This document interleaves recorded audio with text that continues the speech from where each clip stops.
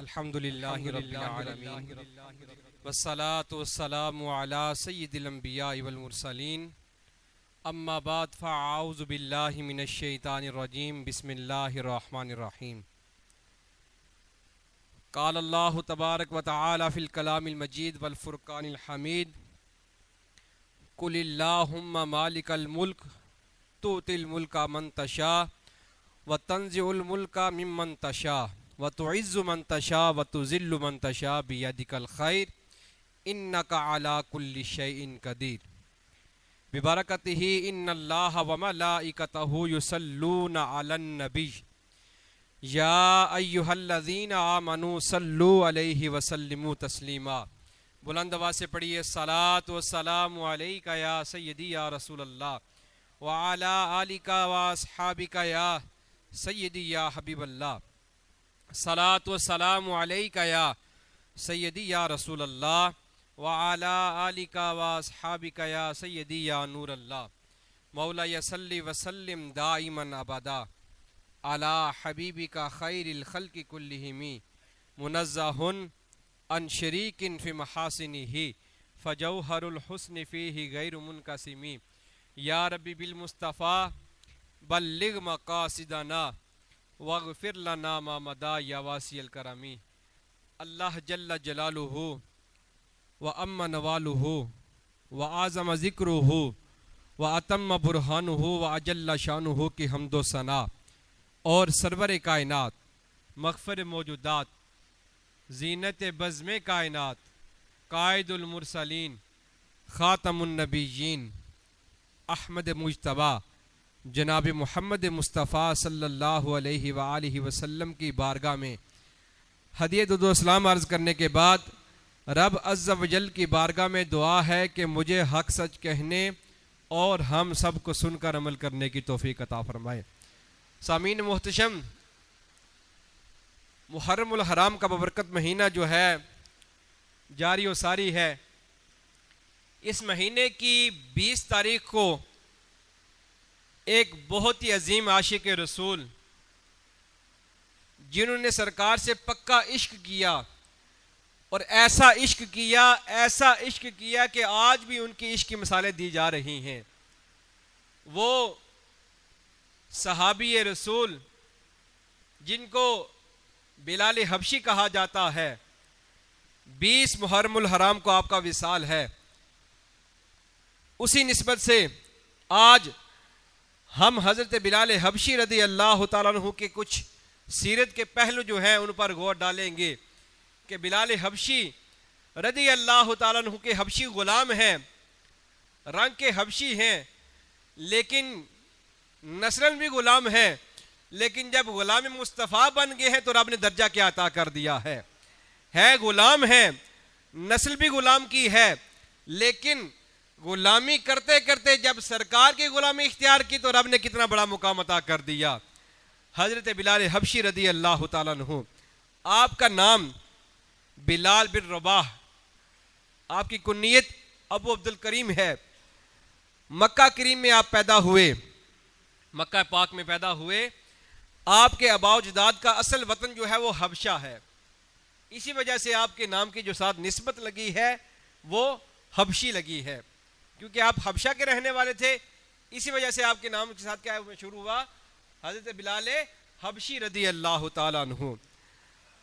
حضرت بلال حبشی رضی اللہ تعالیٰ عنہ آپ کی ایک بھائی بھی تھی اور ایک بہن بھی تھی۔ بھائی کا نام خالد بن رباح اور بہن کا نام افیرہ بنت رباح تھا۔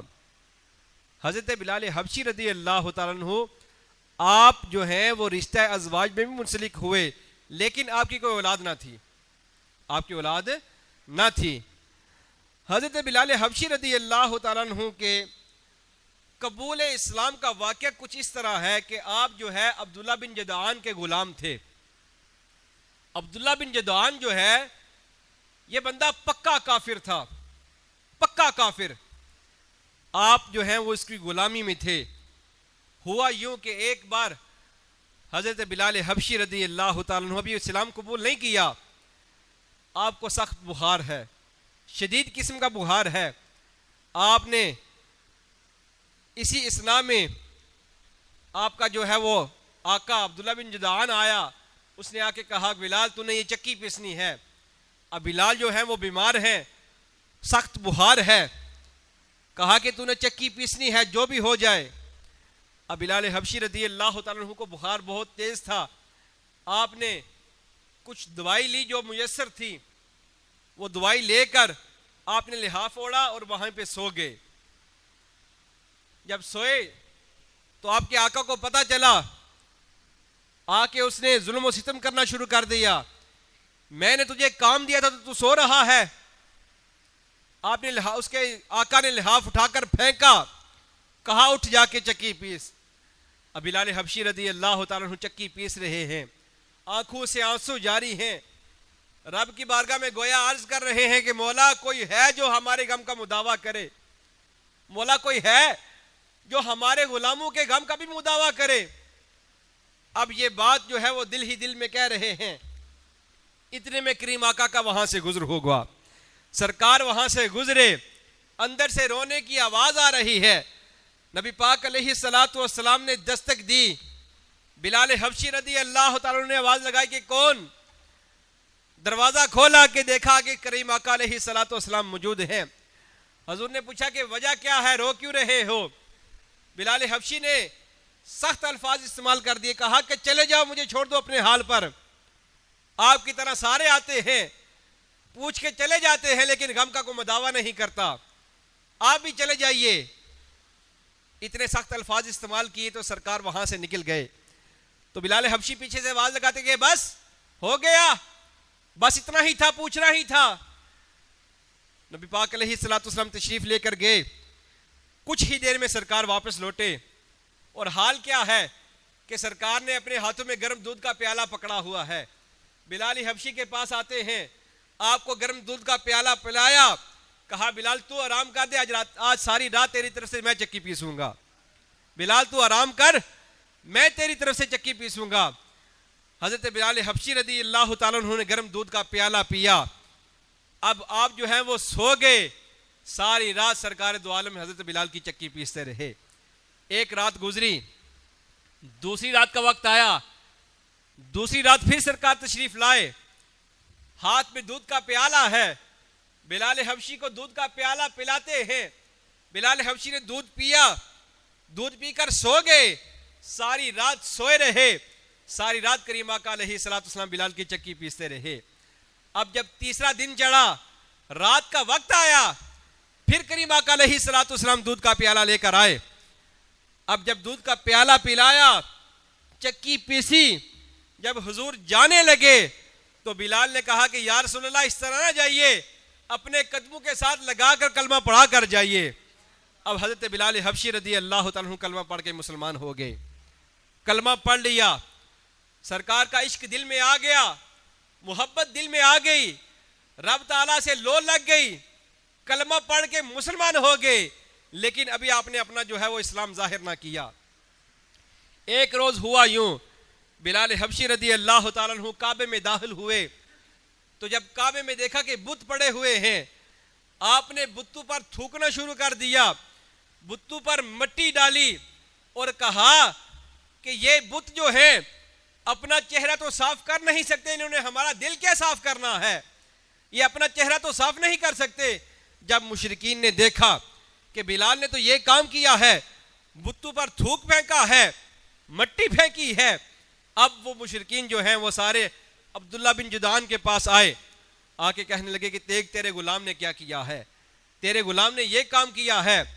اب جب اس کو یہ پتہ چلا, عبداللہ بن جدعان چونکہ کافر تھا, اس نے کہا, امیہ بن حلف جو ہے وہ اس کا دوست تھا, اس نے کہا کہ امیہ اس غلام کو تم مجھ سے لے لو, مجھے پیسے بھی نہ دو لیکن تم اس کو خرید لو, کیونکہ اس نے اسلام قبول کر لیا ہے اور یہ بلال جو ہے یہ اپنی بات کا بڑا پکا ہے, جو بات یہ کام ٹھان لیتا ہے وہ کر کے رہتا ہے, وہ پیچھے نہیں ہٹتا. اب حضرت بلال حبشی رضی اللہ تعالیٰ عنہ عبداللہ بن جدعان سے ہوتے ہوئے جب امیہ بن حلف کے پاس آئے, یہ شخص بڑا ظالم تھا, بڑا چاوکش, بڑا ظالم انسان تھا.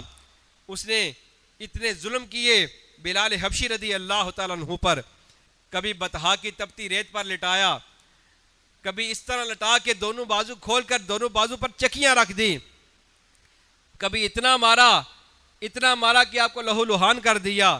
لیکن قربان جاؤں بلال کی استقامت پر، قربان جاؤں حضرت بلال کے عشق پر، قربان جاؤں حضرت بلال کے سرکار سے محبت پر. اتنے ظلم سہنے کے بعد تپتی ریت پر بھی لٹایا گیا، آمین کہا. لہو لہان کیا گیا، آمین کہا. بازو پر چکی رکھی گئی، آمین کہا. لیکن کسی بھی وقت آپ نے سرکار کا دامن ہاتھ سے نہ چھوڑا، اپنی زبان سے عہد عہد کے الفاظ نکالتے رہے. اللہ ایک ہے، اللہ ایک ہے. محمد جو ہے وہ اللہ کے آخری نبی ہیں، اللہ کے آخری رسول ہیں. وہ کسی شاعر نے بڑا ہی خوبصورت نقشہ کھینچا. وہ کہتا ہے کہ لطف سجن دم بدم کار سجن گاہ گاہ، انجوی سجن واہ واہ تے انجوی سجن واہ واہ، انجوی سجن واہ واہ انجوی سجن واہ واہ. کہ جنہ دکھاں وچ دل بر راضی، جنہ دکھاں وچ میرا دل بر راضی، میں سکھ نو چلے ڈاواں، دکھ قبول محمد بخشا، راضی رہن پیارے. پھر آپ نے ایک اور شعر میاں صاحب رحمۃ اللہ علیہ نے لکھا کہ جو کوئی جس دا عاشق ہووے گل اسے دی کردہ، جو کوئی جس دا عاشق ہووے غل اسے دی کردہ، سو مکر بہانے کر کے مرنے او دی مردہ.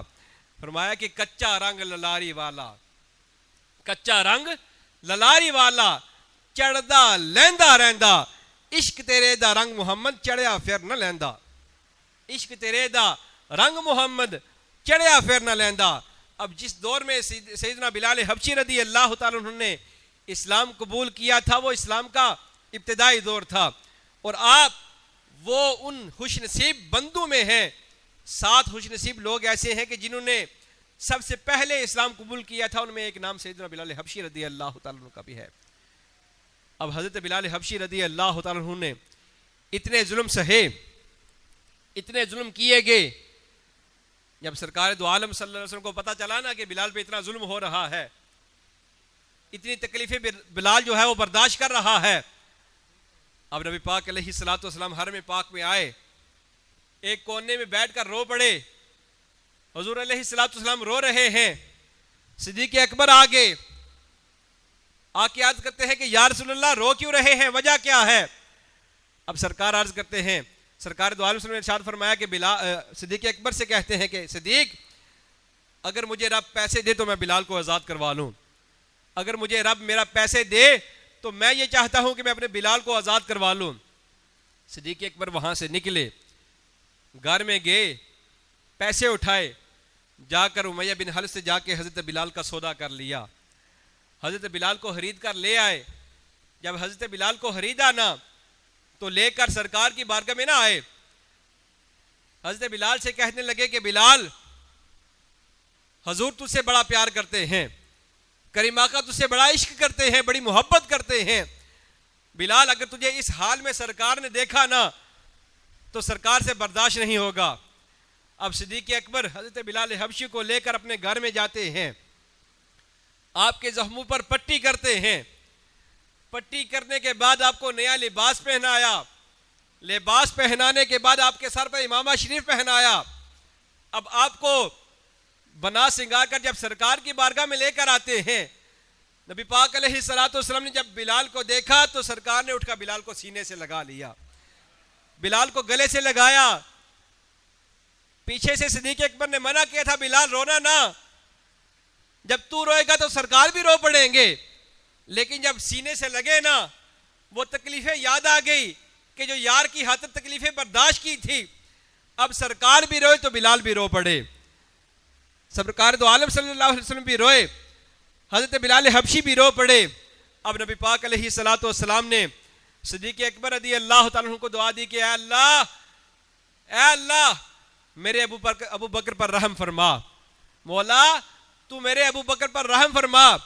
میرا ابو بکر وہ ہے کہ جس نے اپنی بیٹی کا نکاح مجھ سے کیا ہے، مولا میرا ابو بکر وہ ہے جس نے مجھے دارالہجرت میں ہجرت کروائی، مولا میرا ابو بکر وہ ہے جس نے بلال مجھ کر خرید کر دیا ہے، میرا ابو بکر وہ ہے جس نے بلال مجھے خرید کر دیا ہے.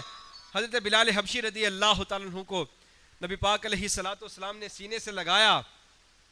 وہ کیا شان ہوگی کہ بلال رنگ کے حبشی ہیں، نسلاً غلام ہیں، نسلاً غلام ہیں، لیکن جب غلامی مصطفیٰ میں آ جاتے ہیں تو سرکار سینے سے لگا لیتے ہیں۔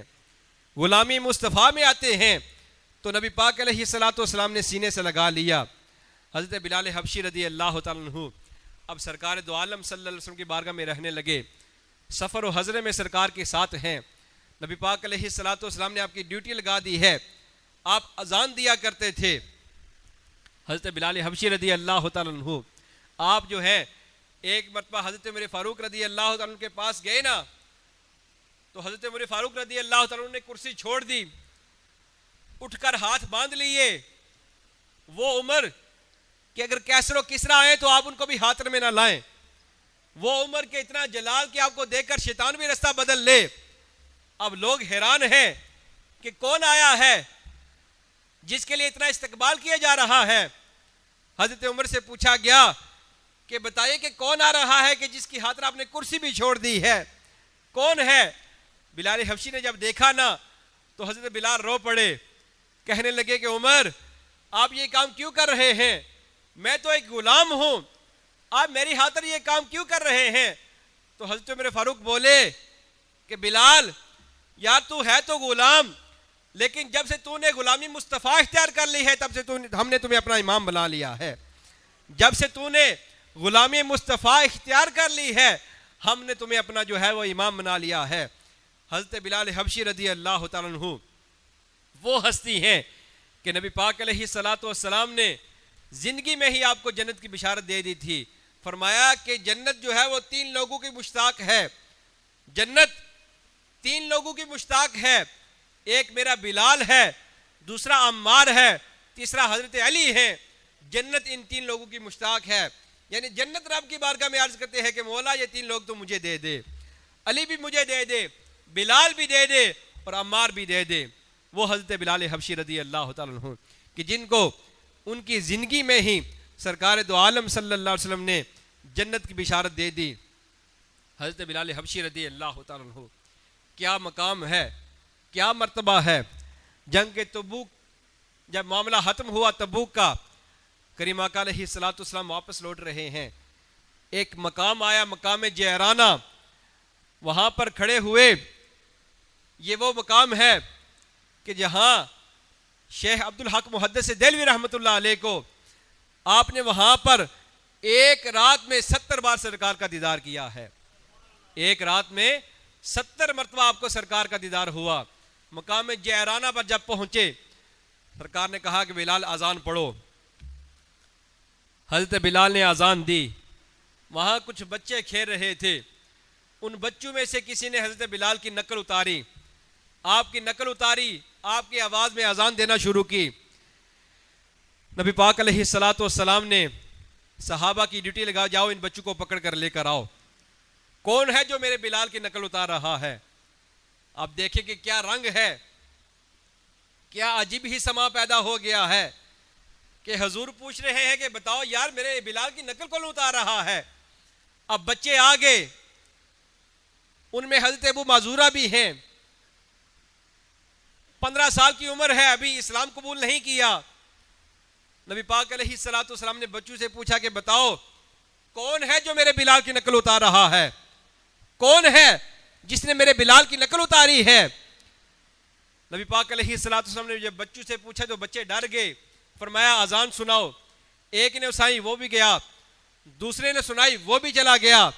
کرتے کرتے جب حضرت ابو معذورہ کی واری آتی ہے، حضرت ابو معذورہ جب اذان سناتے ہیں تو جیسے ہی آپ نے اذان سنائی، آپ کی آواز اسی طرح تھی جس طرح حضرت بلال کی آواز تھی، انہی کی آواز میں جب اذان سنائی نا تو سرکار نے کہا کہ پھر اذان سناؤ، پھر سنائی، فرمایا پھر سناؤ، پھر سنائی، فرمایا پھر سناؤ۔ سرکار نے 3 بار آپ سے اذان سنی۔ جب اذان سنی تو سرکار نے رب کی بارگاہ میں ہاتھ اٹھا کے دعا کی، اے اللہ ابو معذورہ کو برکت عطا فرما اور اس کو اسلام کی جو ہے وہ برکت عطا فرما۔ اب جو ہی سرکار نے دعا کی تھی، ابو معذورہ بھی بچے ہیں، 15 سال کی عمر ہے، کسی سے پوچھا نہیں، سرکار کی بارگاہ میں عرض کرتے ہیں کہ یا رسول اللہ کلمہ پڑھا کے مجھے مسلمان کر دیجئے۔ اب کلمہ پڑھ کے مسلمان ہو گئے، چونکہ دعا سرکار نے کی تھی، کلمہ پڑھ کے مسلمان ہو گئے۔ اب سرکار کی بارگاہ میں عرض کرتے ہیں کہ یا رسول اللہ، یا حبیب اللہ، میں نے کلمہ تو پڑھ لیا، میری ڈیوٹی کیا ہے؟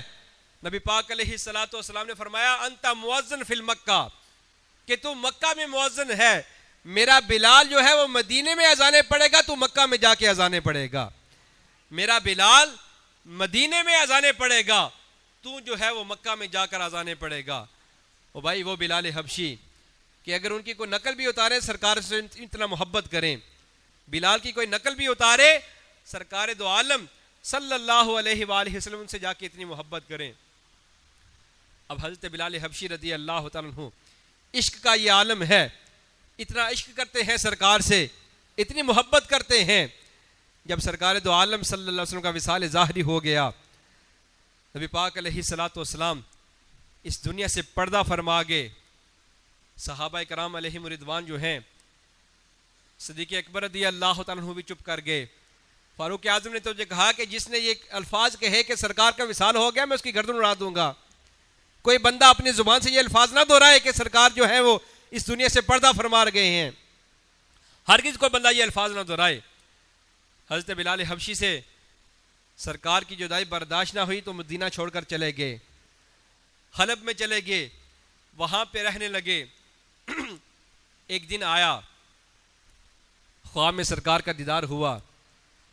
نبی پاک علیہ الصلوۃ والسلام نے پوچھا بلال، بلال حکم یا رسول اللہ، بلال تم مدینہ چھوڑ کے آ گئے ہو، بلال ملنے نہیں آتے، بلال ملنے کے لیے تو آؤ نا۔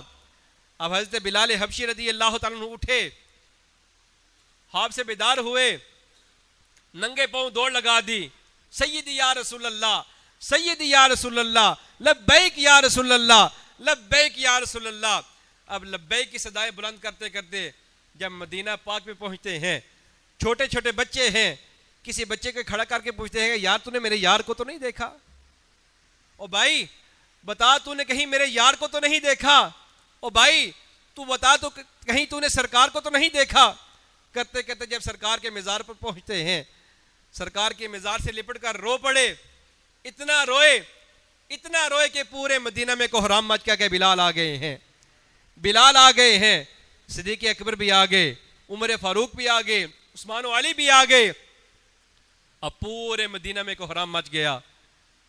اب سارے جو ہیں وہ مل کر کہنے لگے کہ بلال یار وہ اذان تو سنا جو سرکار کے دور میں تم سنایا کرتے تھے، بلال آج تم کتنے عرصہ بعد آئے ہو، یار وہ اذان تو سنا دو جو تم سرکار کے دور میں سنایا کرتے تھے، وہ ترانہ تو سناؤ، وہ اذان تو سناؤ جو سرکار کے دور میں سنایا کرتے تھے۔